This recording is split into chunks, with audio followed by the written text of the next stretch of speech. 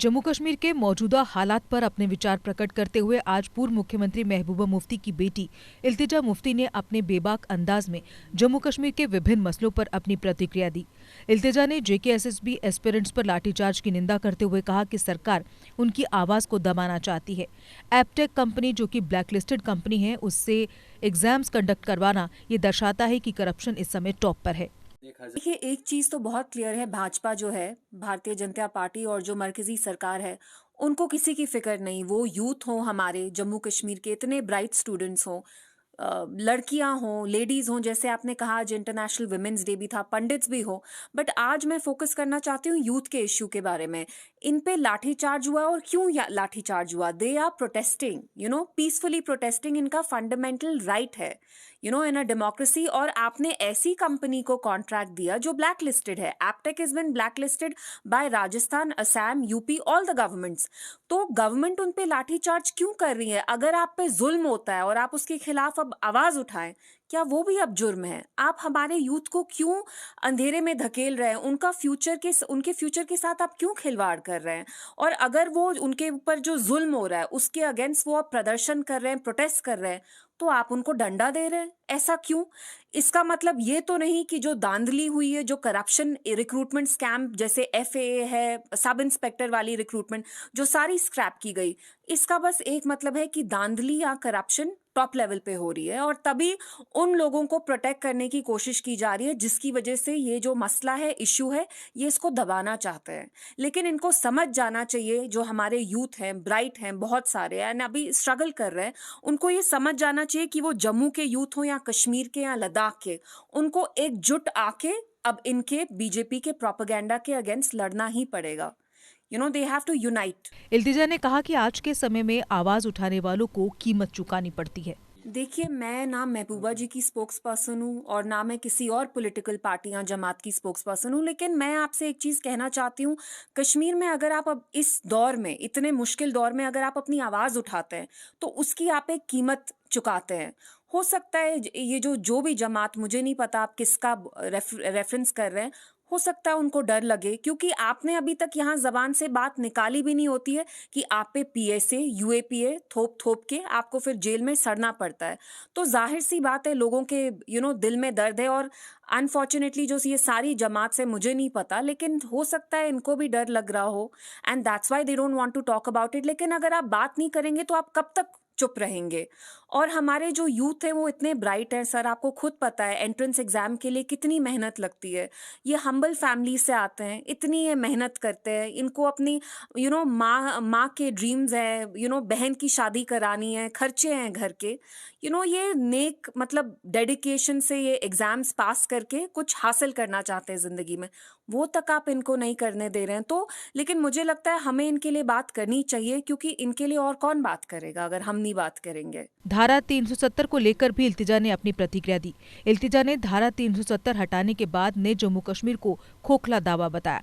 उन्होंने कहा कि मेरे पासपोर्ट तक पर रोक लगाई गई, तो जरा सोचिए कि आम लोगों का क्या हाल होगा।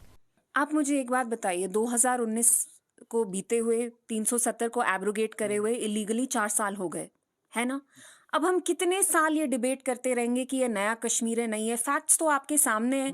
कितने हमारे जवान जेल में, बताइए, जो 2019 में जिनको आगरा यूपी के जेल्स में रखा, वो अभी के अभी वहीं पे हैं। और जब मेरा पासपोर्ट, मैं एक पॉलिटिकल फैमिली से मेरा नाता है, मैं एक फॉर्मर चीफ मिनिस्टर की बेटी हूँ, जब मेरा पासपोर्ट ये इतनी आसानी से कॉन्फिस्केट करते हैं, तो आप बाकियों का सोचिए।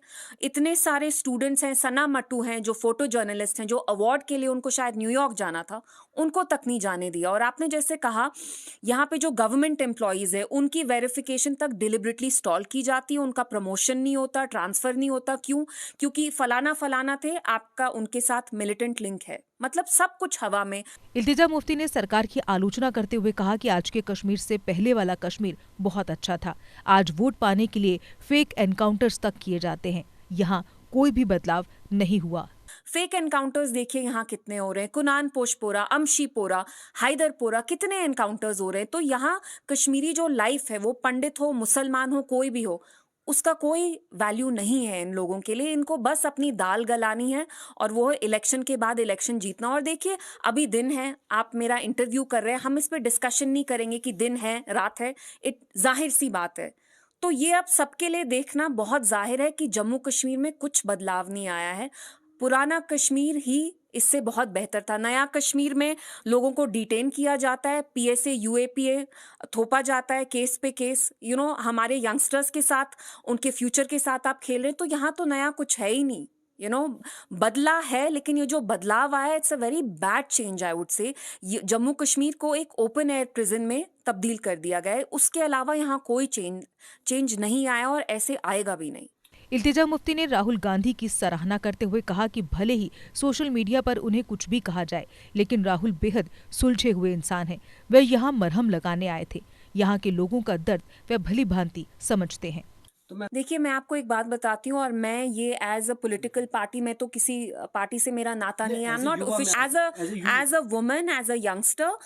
आई think Rahul Gandhi is a man of decency and we need decency right now. Decency, compassion, वो हमारा दर्द समझते हैं। मैं उनके साथ 2-2.5 घंटे चली, लेकिन मुझे वो बहुत डिसेंट लगे और बहुत ही उनमें कंपैशन है। आप देखिए, आईटी सेल पूरा दिन रात उनको पप्पू पप्पू, वी नो असली पप्पू बीजेपी में कैसे लोग हैं, कितना जहर फैलाते हैं, बट फिर भी उनमें इतनी डिसेंसी है, इतना कंपैशन है, इतना प्यार है। और जैसे आपने खुद कहा, जब वो यहाँ चले, कितने सारे लोग खुद आए, एंड माइंड यू, बहुत सारे लोगों को रोका भी गया। जितने लोग आ सकते थे उतने नहीं आए बिकॉज ऑफ पुलिस। उनने एक गंदा रोल उसमें प्ले किया। But I think in an India जहाँ पे डिवीजन हो रहा है, जम्मू कश्मीर में भी बीजेपी ट्राई कर रही है, Pahari against Gujjar, Shia against Sunni, Pandit against Muslim, we need a person like Rahul Gandhi. We need a man of decency, we need a man of compassion, जो प्यार बांटने यहाँ आया है, नफरत नहीं। जम्मू कश्मीर को मरहम की जरूरत है, क्योंकि हम पे घाव लगता रहा है। वी नीड समबडी जो हमारे घाव पे मरहम लगाए, बार बार उसी घाव को कुरेदे नहीं। तो मेरे हिसाब से he is the right person.